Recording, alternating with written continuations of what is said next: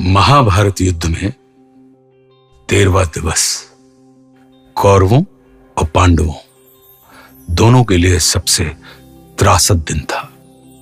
13वां दिन एक ऐसा दिन था जब अनीति अपने चरम पर थी। मैं आज आपको उसी 13वें दिवस की दास्तान इस कविता के माध्यम से सुनाने जा रहा हूं।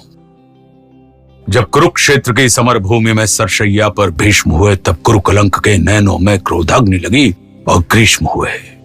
गुरुदेव बनेंगे सेनापति, यह चाल चली थी शकुनी ने, जिसमें फंसकर सब जूझ रहे वो जाल बुना था शकुनी ने। इस बार चली थी चाल अजब, जिसमें ना कोई संधि हो, गुरुवर द्वारा वो ज्येष्ठ पांडु समर भूमि में बंदी हो। फिर पांडव सेना में गुरुवर ने ऐसा तांडव नृत्य किया। फिर पांडव सेना में गुरुवर ने ऐसा तांडव नृत्य किया, सब समर मुंड से पाट दिए, कुछ ऐसा चित्र विचित्र किया। निज सेना की यह दशा देख अर्जुन को क्रोध अपार हुआ। बज उठा कृष्ण का पांचजन्य, फिर गांडीव का टंकार हुआ। कौरव सेना के होश उड़े जब गुरुवर का रथ चूर हुआ। जो सोचा था वह विफल हुआ, सब सपना चकनाचूर हुआ।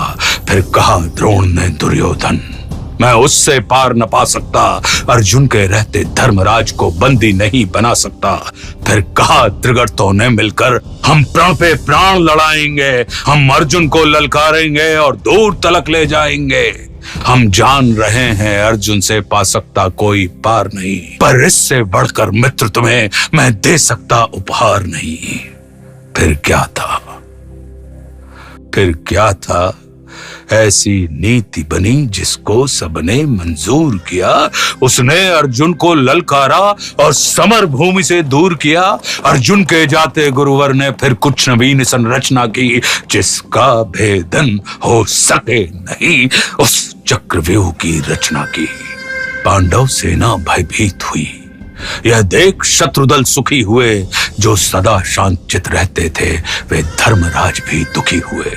निज सैन्य तात को दुखी देख फिर शेर बबर को जगना था।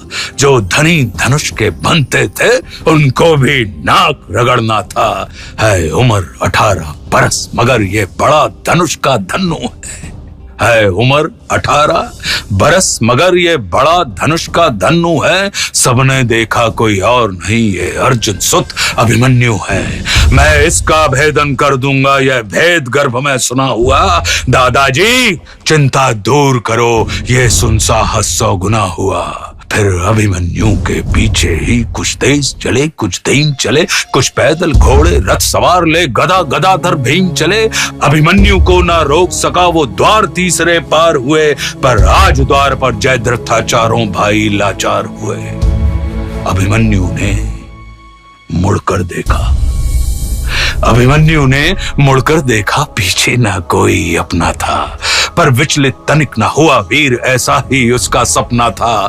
कोई एक बढ़ा, कोई दो संग, कोई ले झुंडों का झुंड बड़ा, लाशों से पटने लगी तरह। जब मुंड मुंड पे मुंड गिरा, दुर्योधन दुशासन विकर्ण कृतवर्मा अश्वत्थामा को, गुरु द्रोण कर्ण को हरा दिया, फिर मारा शकुनी मामा को।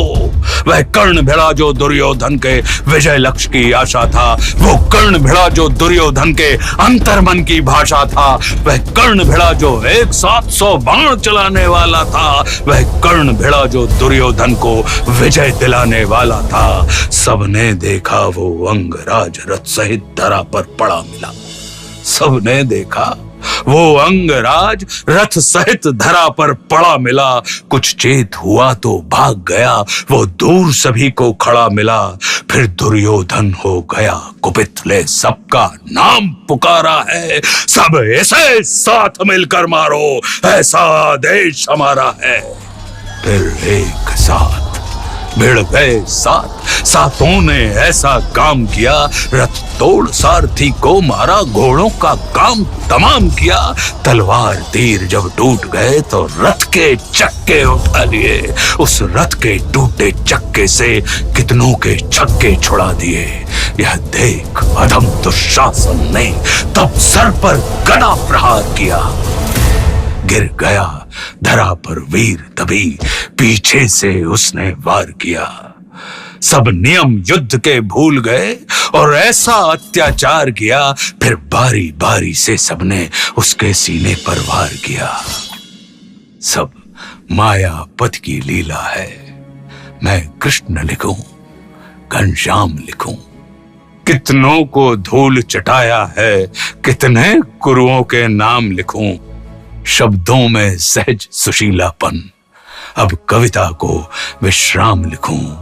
मैं उस बालक अभिमन्यु को अब अंतिम बार प्रणाम लिखूं।